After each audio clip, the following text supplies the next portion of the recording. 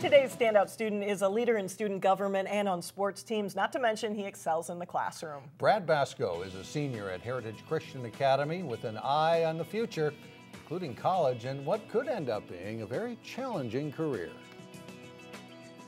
Just wait.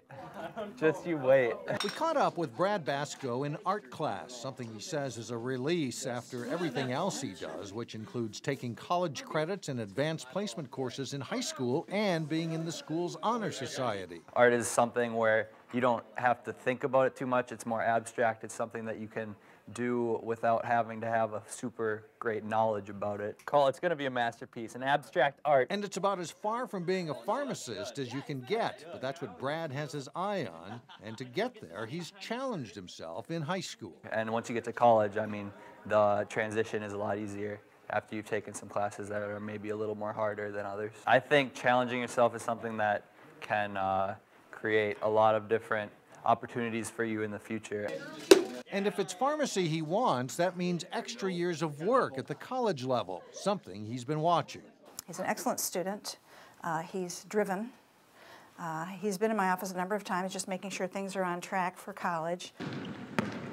Brad is also the captain of a highly ranked, undefeated basketball team, and whether it's student government, sports, or mentoring younger students, leadership seems to come naturally. He's not forceful. He's very humble and considerate, and that draws people to him in terms of, wanting to listen and being appreciative of what he has to say. After a sports injury last fall, Brad wasn't saying much during 6 weeks with his jaw wired shut.